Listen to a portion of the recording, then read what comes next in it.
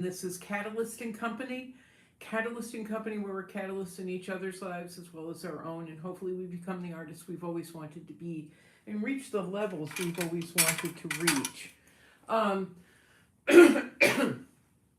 don't know about you, but I've been dealing with or I've been living under a lot of stress and anxiety lately and a lot of fear, and so I thought it would be a good time to turn away from that and do a studio mate. And a studio mate in another state is something we've been doing for 6 years, I think. I'm not even sure, maybe longer. But it's where I work on my work, you work on yours, we're side by side, and I'm the perfect studio mate because I don't make a mess on your side and I don't owe you rent. I have about an hour, an hour and a half before I have to go to my part-time job, which I'm really grateful for. And so I thought I'd take the time to do this because we really haven't done this in a very, very, very long time because I've just been over things. Where's my reference material? I'm going to show you what I'm working on. And we're kind of going to work a little quietly. So I'm taking this image and applying it to the canvas. Obviously, I've laid it out. You've seen this in other videos where I've laid, let's turn the camera just a bit. There. You've seen other videos where maybe you've seen pictures where I've laid it out and I've been working on it. But this morning it really hit me how off the horse is. He's been too high. I had him pulled in too far, and it's unfortunate because up here I made notations for his hair, for his mane, and it's up way, way, way, way, way too high. This kid's shoulder is also too high as well, his elbow. But we're gonna kind of play with it a little bit, and I don't expect to make it exact to the reference material, but we're gonna do the best we can. Now, I hope things are going a little bit easier for you than they are for me.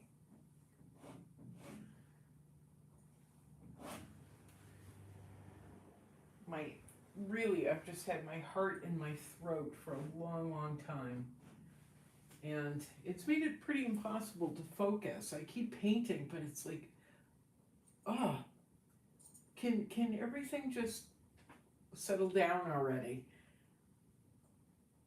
So I'm glad to be doing this.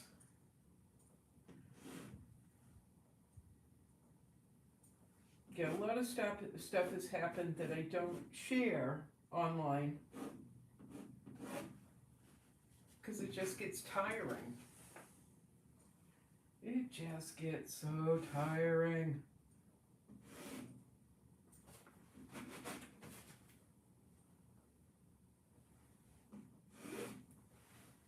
But I'm going to work on this. So if you pull out your project, we can still work side by side. How's that? Maybe you have something that hasn't been quite right. And a little bit of company will help you to figure it out. Here we are. We are company.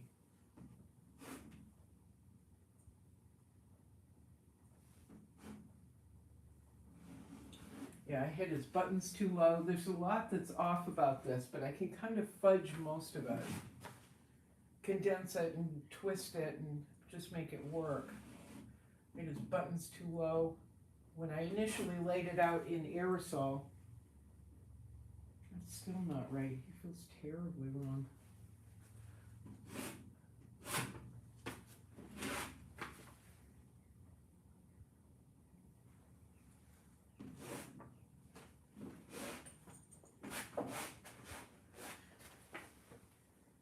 It's funny, I was doing a collaboration with some friends a couple of weeks ago, and one of them said, I don't understand this. You sketch it in after you lay it out? Isn't that a little backwards? And I was like, yeah, it works.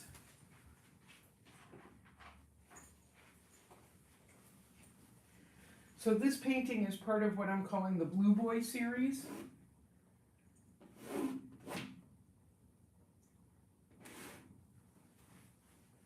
They're all boys on hobby horses that I'm just obsessed with. It's weird.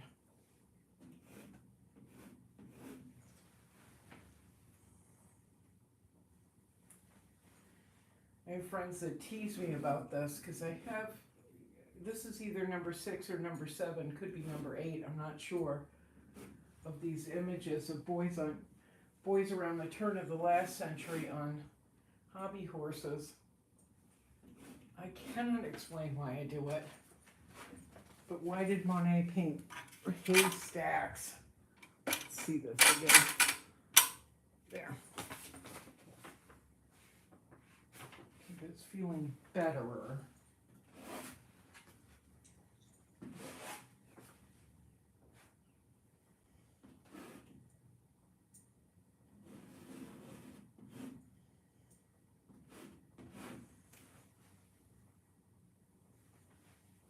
Ish.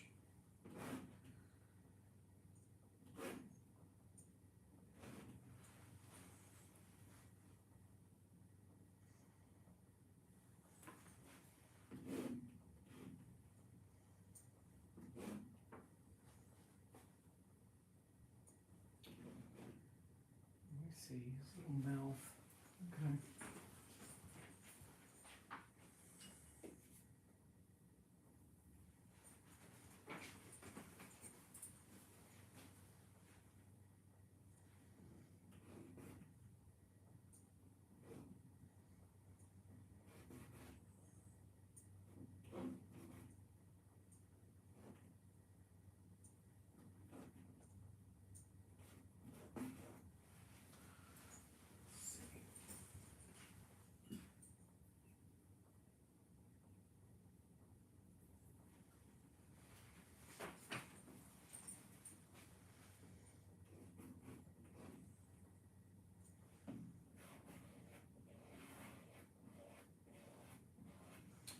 I've been doing paintings lately with a little bit more of a limited palette.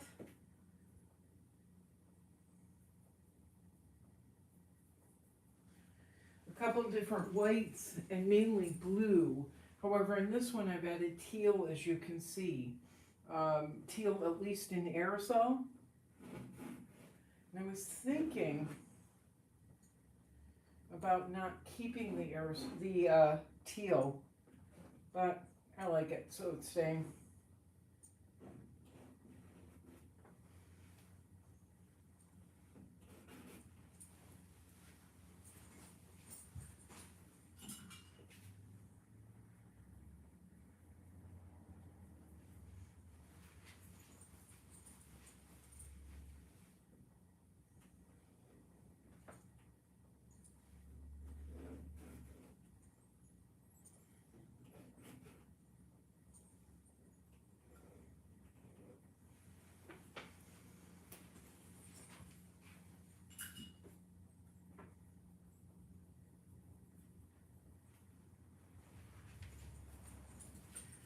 Now, on a funny note, funny-ish, kind of weird, but on a funny-ish note, I've been talking to artist friends of mine, and I don't really visit with people very often, which I also get teased about a lot. But I've been visiting with particular artist friends of mine who just went through a great ordeal, and but they're working together to change their circumstances around, and they were giving me some hints about things that they're doing, or they were telling me about things they were doing that I haven't really considered. And one of them is they set up on their website a store.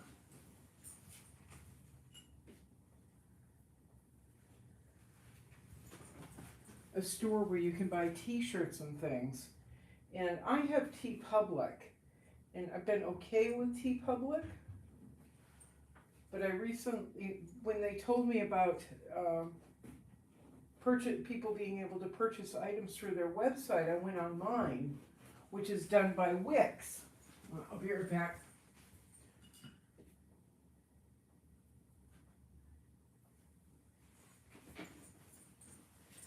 I have a Wix platform, and I honestly hadn't been paying attention,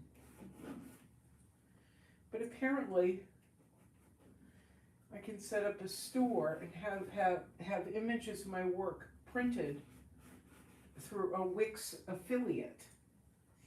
So I've been looking at that and trying to set things up through that particular platform.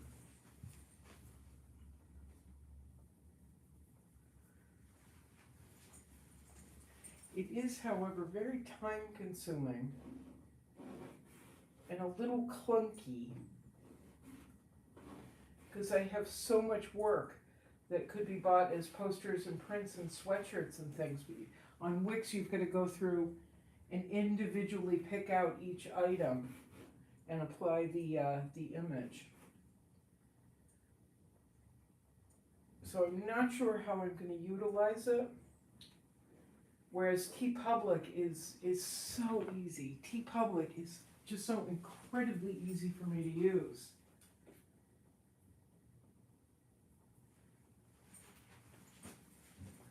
You load the image and every possibility is there, already there. So you can just like edit the image to fit whatever it is that you want to apply the image to, whether it's as the owner of the storefront. So like mugs, they have two different types of mugs, and all you have to do is edit it, either expand the image or zoom in on the image, whatever, or crop it to fit. Then you go through the t-shirts. You take the image, apply it to t-shirts, sweatshirts, tank tops. It's all right there, so you're not like picking out one item each, which you have to do through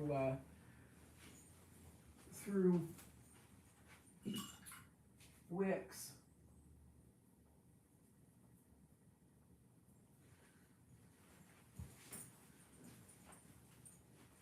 So I think that would take me quite a few days to actually get that in place, if not a couple of weeks.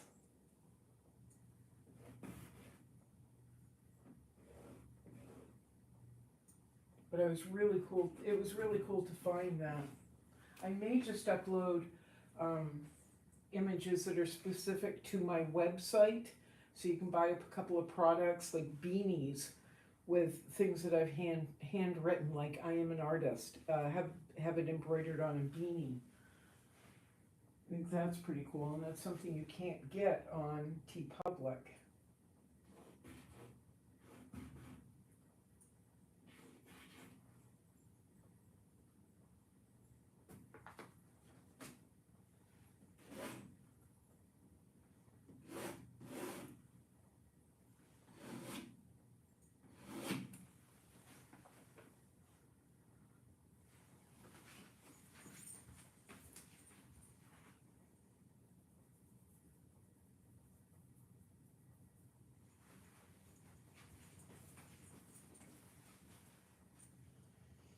Oh, and I was watching a documentary series on Wu-Tang Clan.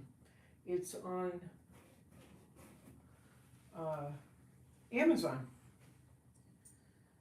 But it's only up, I think, until the 28th, then it's coming down. What a great documentary series.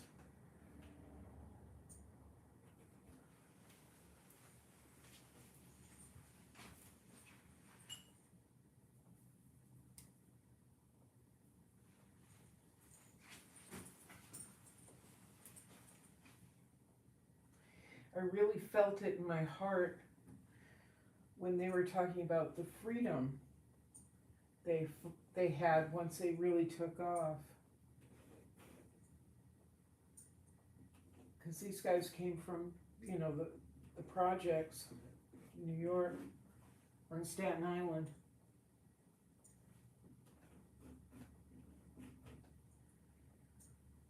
And they were almost an overnight success, which is just extraordinary. They knew their story, but not really.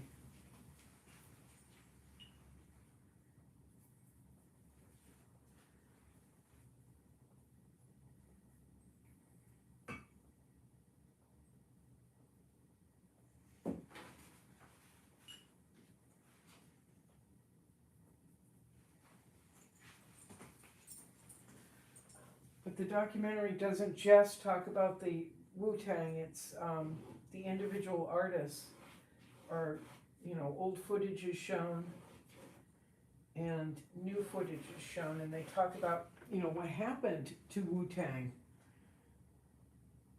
how they kind of disintegrated as they all went on to do individual projects. They had, you know, they had made literally millions, which they never expected.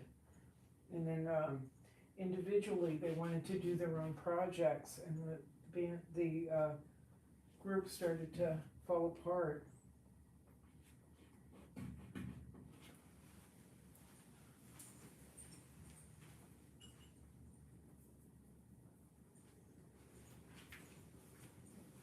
Right around the time that, or right around the time that Old Dirty Bastard ended up in jail again. Really, it's a spellbinding story, or I think so, about guys that had nothing and then worked together to build this empire. I mean, really an empire.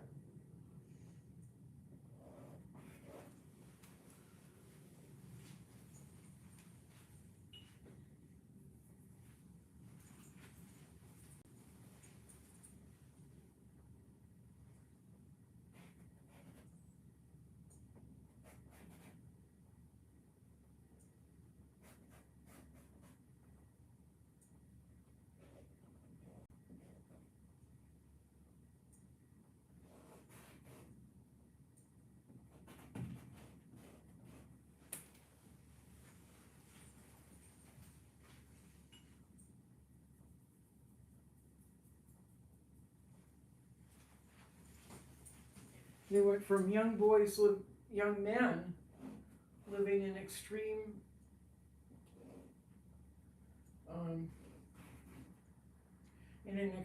environment full of violence and racism from the cops, and you know, everything that we're still talking about, to being multimillionaires.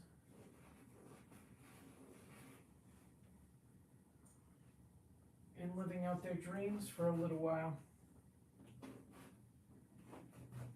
as a group. And not many of us get to experience that.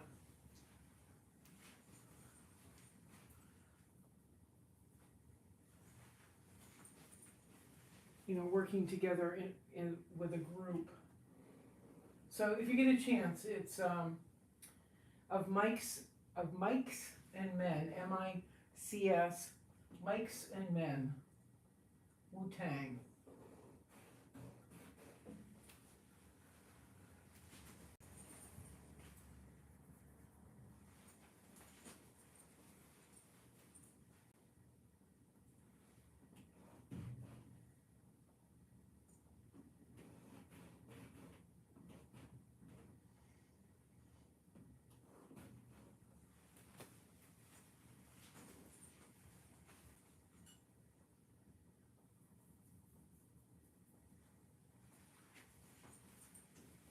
And in other news,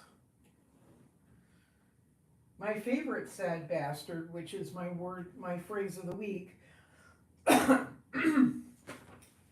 favorite sad bastard is Paul Giamatti, the actor that plays the consummate sad bastard, which is how I describe myself to my friends, is in Boston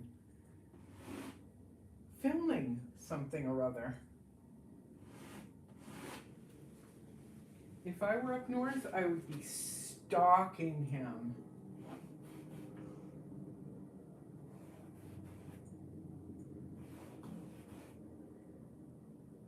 I don't think I've ever seen anybody be able to encapsulate the consummate sad bastard as well as Paul Giamatti.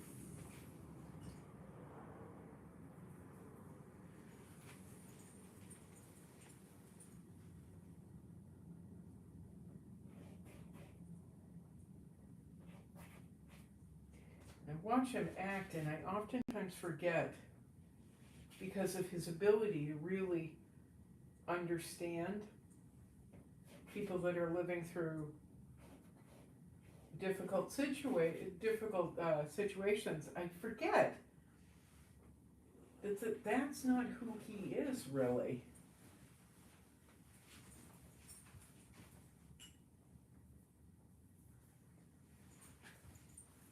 I believe he and his brother graduated Yale. I think it was Yale. Or it was Georgetown, I don't remember which.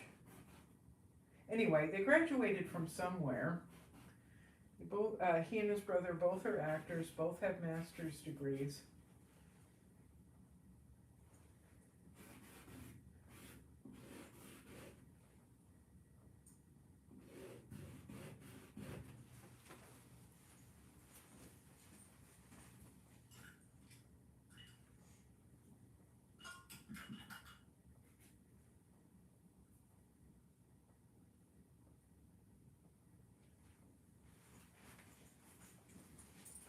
But because of his ability to totally encapsulate characters who have difficulties, I get lost, I forget. But of course, then he's playing, you know, the questionable character on Billions. What a complex character that is.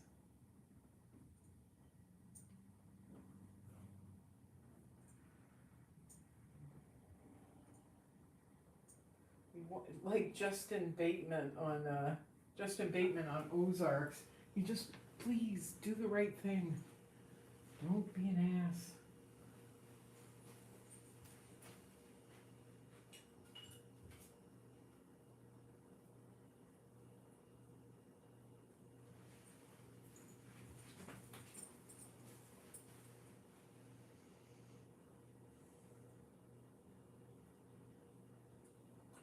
Okay, this is going to look really dark. The paint that I'm laying down right now is a combination of transparent earth red and cobalt blue.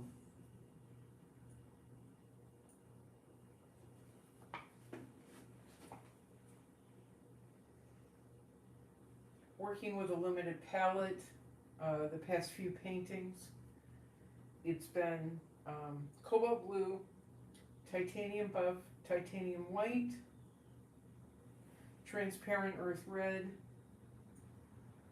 and then every once in a while, a nice little teal.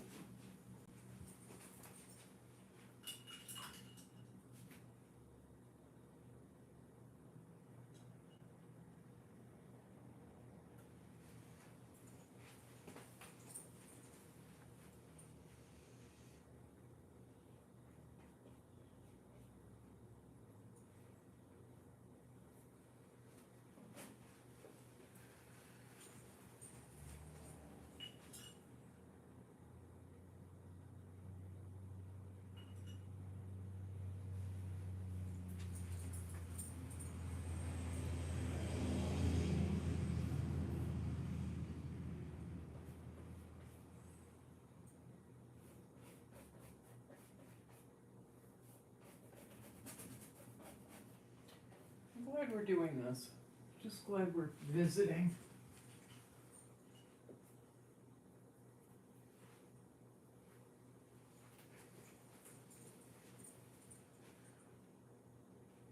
Because I don't know about you, but when things get overwhelming and are hard and I can't see a way out, I don't want to visit with anybody.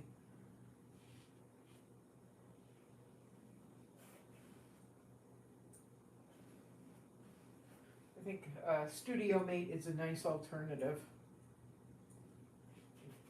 I had a friend, my scooter was broken down, and I was walking to my part-time job and standing literally in the middle of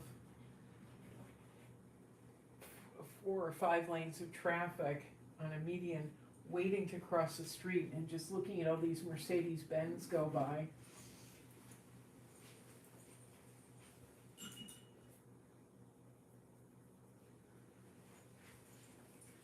You know, all these shiny and nice cars, and I really was on the brink of it. And all of a sudden a friend of mine pulled up. I hear beep, beep, beep. He pulls up, and I hear back, back. I thought somebody was beeping at me because get out of the median. You're bothering me. Which is pretty normal around here.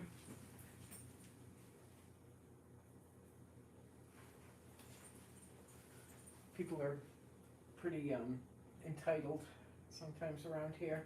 So anyway, I thought somebody was beeping at me to stop ruining their day by standing in the median waiting to cross the street, but it turned out to be a friend of mine. And he pulled over and waited for me. He ended up driving me to a local coffee shop, and then I went to work. And I met one of his friends.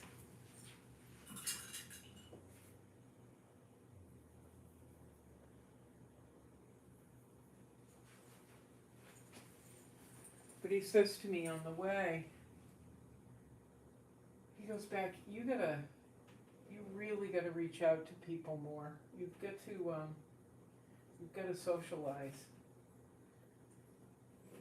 And I started to cry because I don't do it. I paint, I do my little job, and I stay here.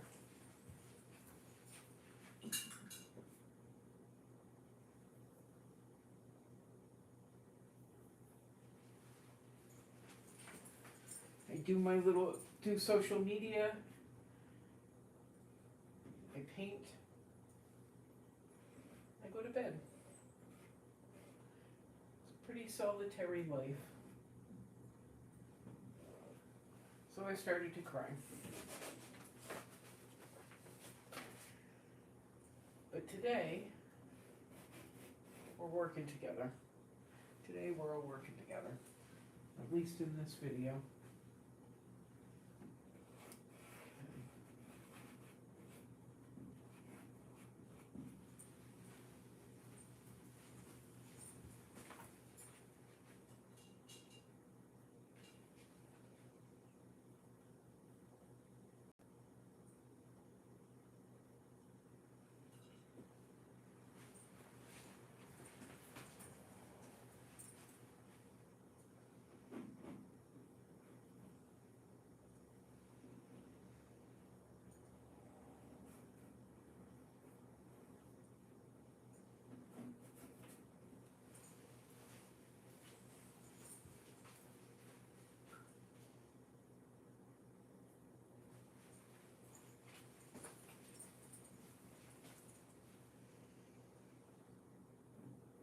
Although I do have some friends here in town, some tattoo artist friends who I go to visit.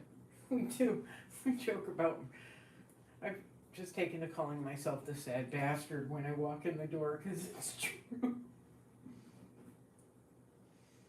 It's just true.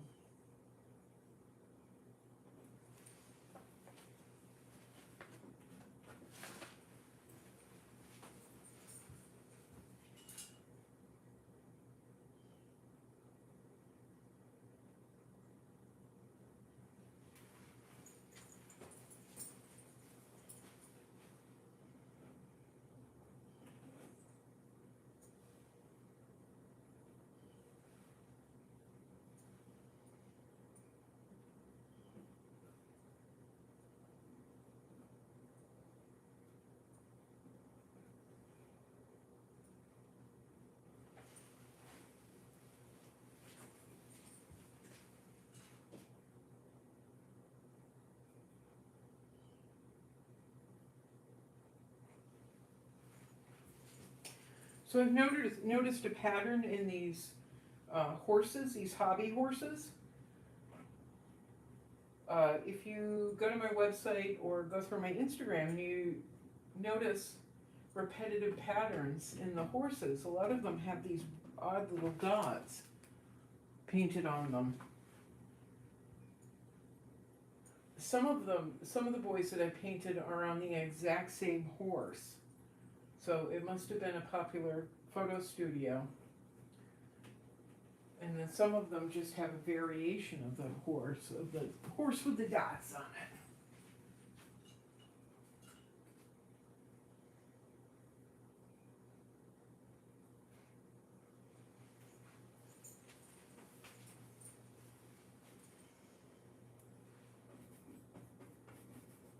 So I'm laying down, this is just oil and mineral spirits. I don't want to put down the Neo McGilp and create too much gloss yet.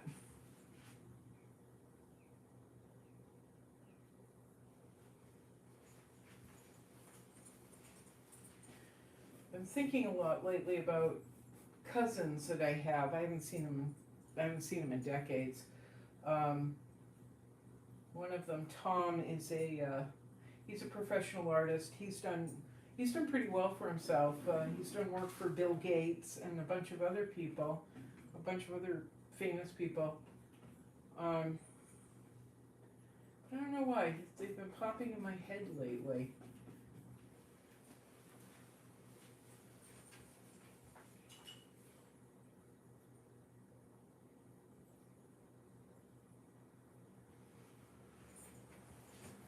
I gave Tom and his mother, my direct cousin, I guess Tom is my second cousin, a painting of my grandfather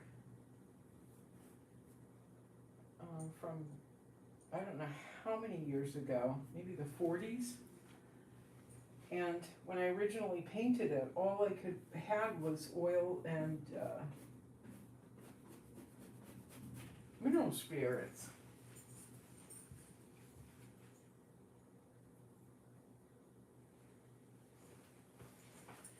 And I said to them, the family, I think this is going to crack over time, but at least enjoy, you have that. It wasn't particularly good. Looking back, it was, not the level we do now.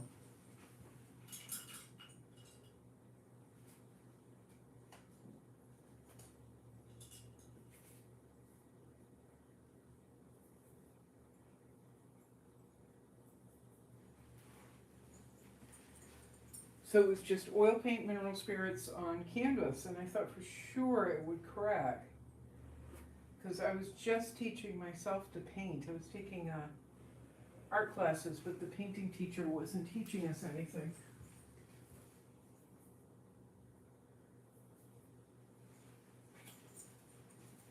And looking back, remembering the one painting she brought in as an example of her work, I'm not sure she really knew anything much. But anyway, it's just been in recent years that I found out Van Gogh only painted with oils and mineral spirits for the most part.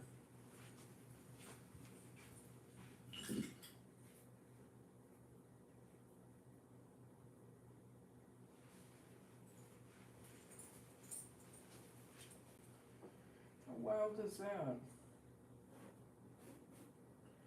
And his work lives on and on.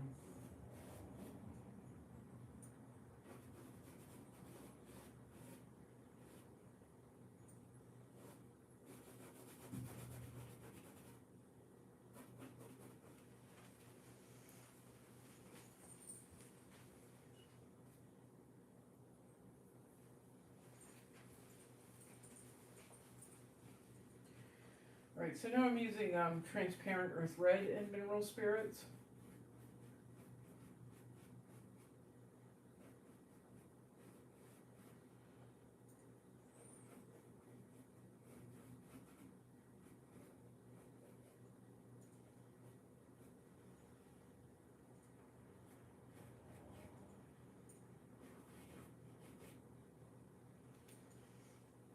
Oh, and the other day when I was visiting with my tattoo friends, my two tattoo artist friends, I met the most amazing artist. Her name is Tana, T-A-N-A, Tapson, T-A-P-S-O-N. So Tana Tapson, and you can find her on Instagram.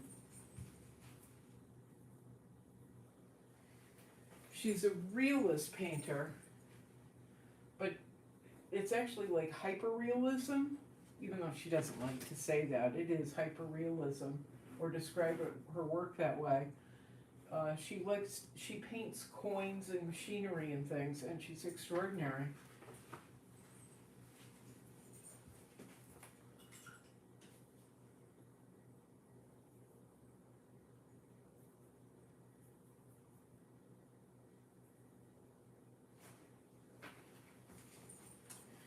She is so good. I didn't want to show her my work, because I basically paint like Shrek. Big fat brush strokes, the whole bit. But she had already heard about me, which is wild. She'd already heard about me and asked to see my work, so I showed her. I pulled out my portfolio brochure that we've talked about in the last few videos, and we had a mutual admiration society party.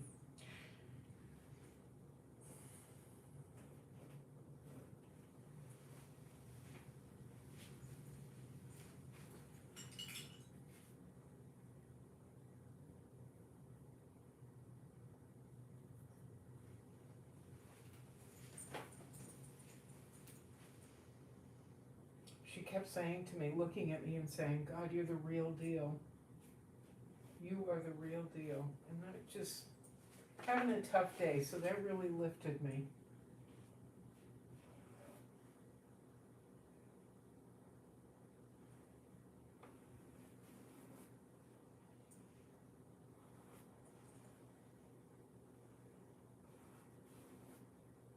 It's nice when it's extraordinary when you feel seen, but not just you, your work is seen, feels seen and understood, and isn't, people aren't trying to shove it into a particular box. You're just seen. It's and your abilities are seen.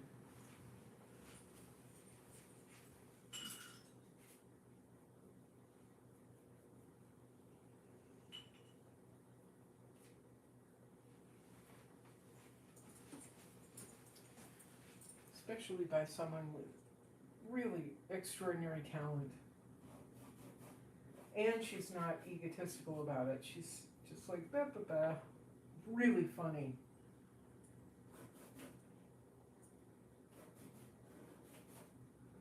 Really funny, very down to earth.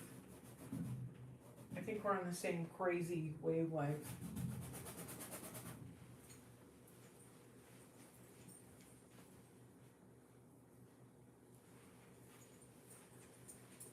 My friends at the tattoo shop like to introduce me to people as being the craziest person they know. Which is saying something. But I think Tana and I are twinsies in a lot of ways. She's very animated, very funny. And slightly out to lunch like me.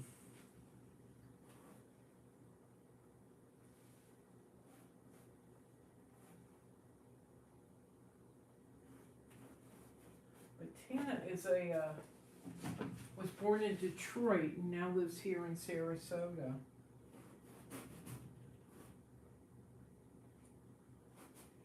Start finding some light and some more dark.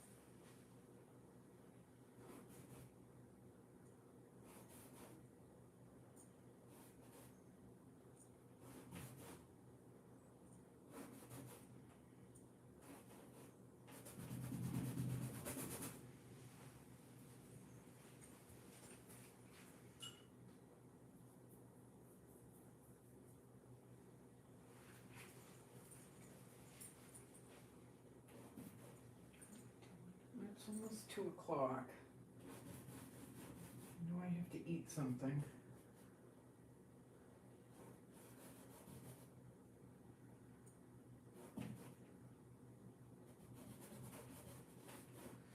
And then I gotta go to work.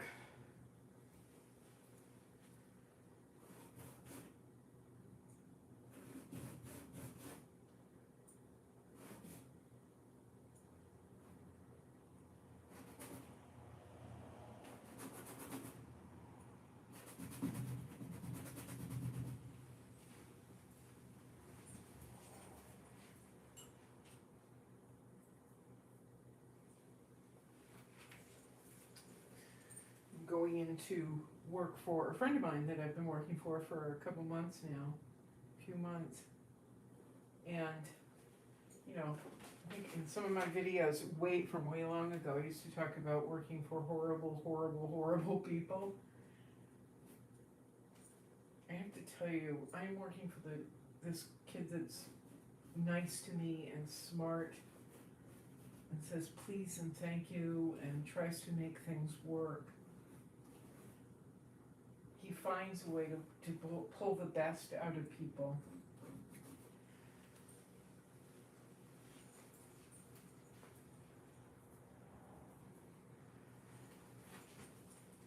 And work with their strengths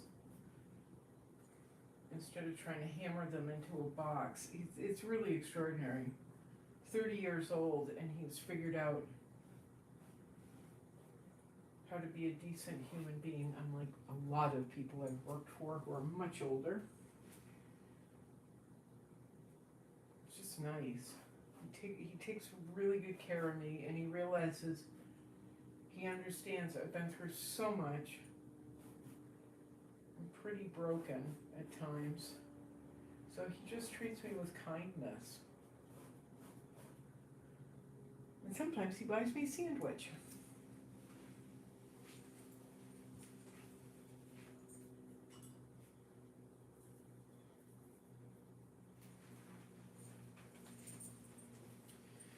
But he likes to, he makes me laugh. I try and make him laugh. It's just different. I'm not used to it. And sometimes I get shaky. You know, when you've been through a lot with people, you can develop a PTSD.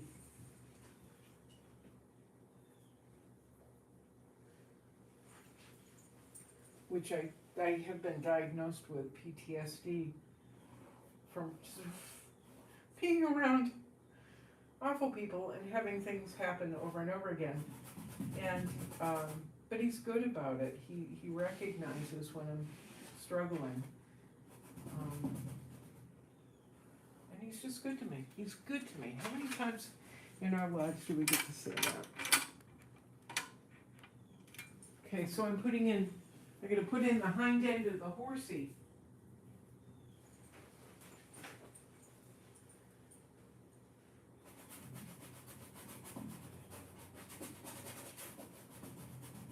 Got to make notes about the hind end of the horsey.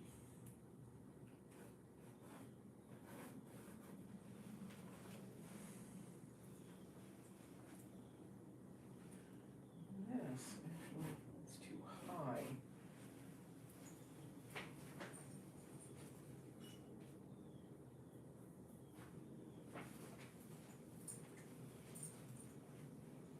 So, like I said, this is part of a series that I've been working on for a really long time. Little Boys on Hobby Horses. It's just a weird obsession that I have. Can't explain it. But if you'd like to see more, they're on my website. They're also on Instagram. I made a reel about some of them.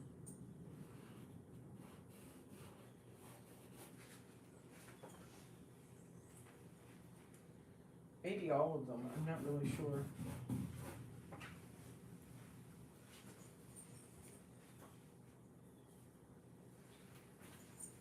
I'd really love to see these sold as a group, or what's left sold as a group. I think they would be spectacular together, or at least interesting.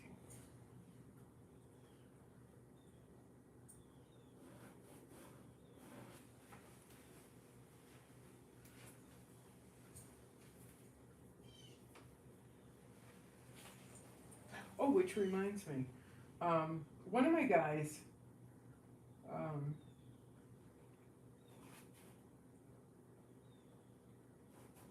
was working on getting a commission for me, which I'm not sure I'm doing, because the customer wanted it small, really small, and I can't, I don't know how many times I have to say this to people. I can't see below a certain size, and the impact isn't there. The impact of the work isn't there once we start getting tiny.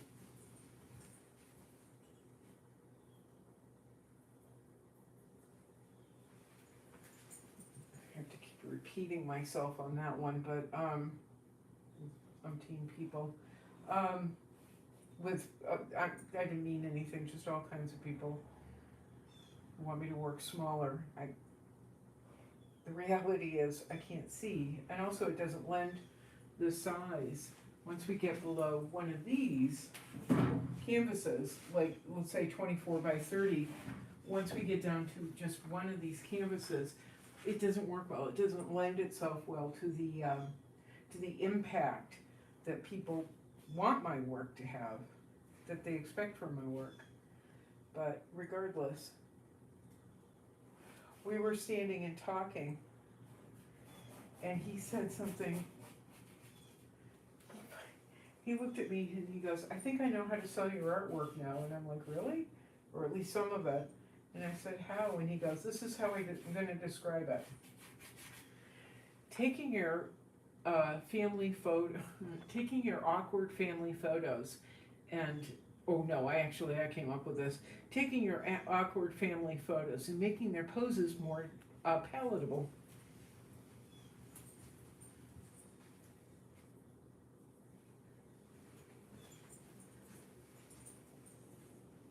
His had more to do with me painting vintage quote unquote images, the phrase that everybody uses now. So that's right, because I looked at him and I said, "Ooh, taking your family's awkward poses and making them more palatable."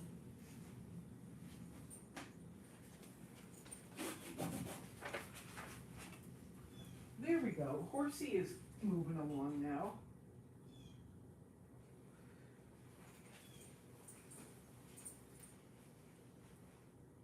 Ish.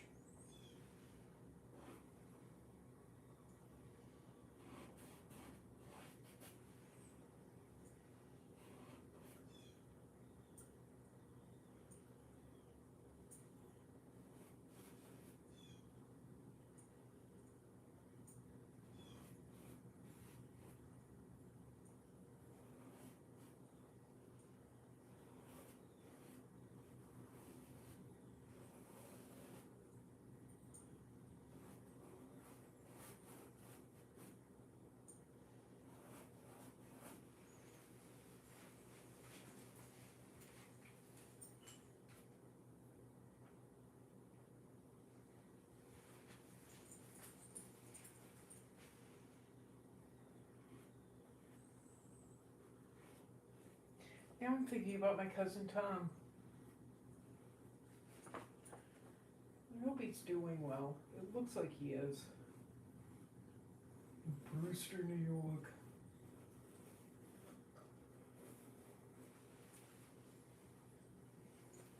When we were kids, Tom he was kind of the rebel in the family. Tom used to talk about taking the train into New York, into Manhattan, and seeing the Rocky Horror Picture Show.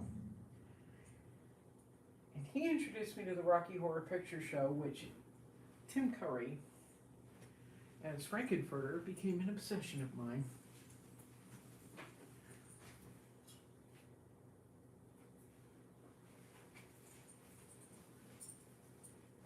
I've seen that film probably 100 times. Film. Seen that movie about 100 times. There's nothing more sexy than Tim Curry in that movie. There's nothing and no one.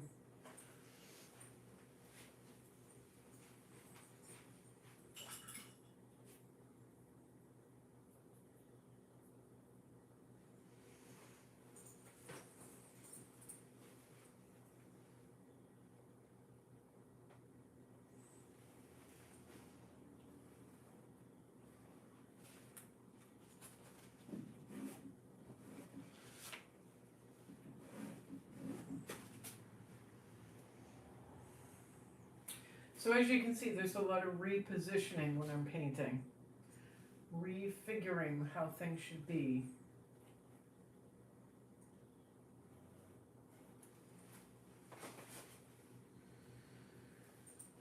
Like his face is going to be moved over just a little bit, but I'm not going to worry about it right now.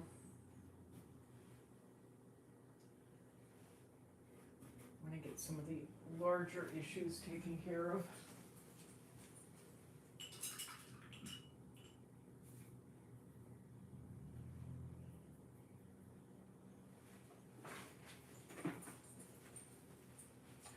How long have we been at this? Oh, we've been at this almost an hour.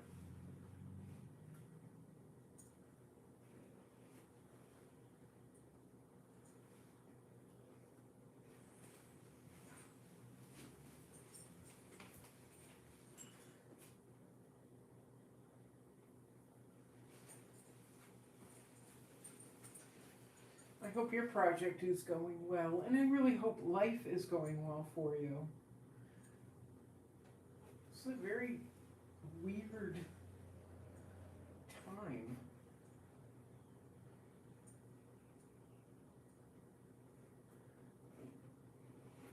So much is up in the air.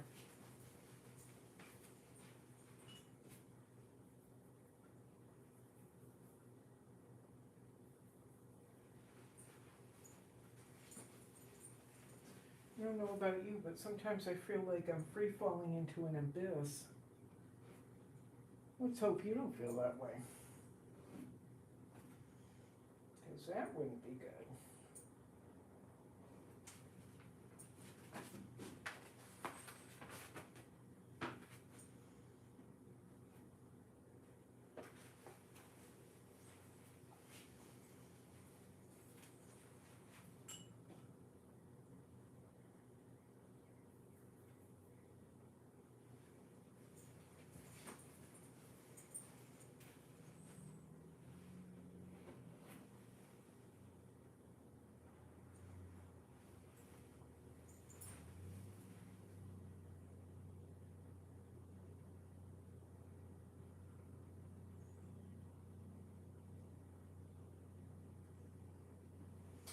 Oh, it looks like somebody's pulled into my driveway, so I'm going to shut this off. Anyway, we've reconfigured the horse just a little bit, reconfigured some of the figures, laid in darks and lights. We've had a little bit of a chat. Now it's time to go.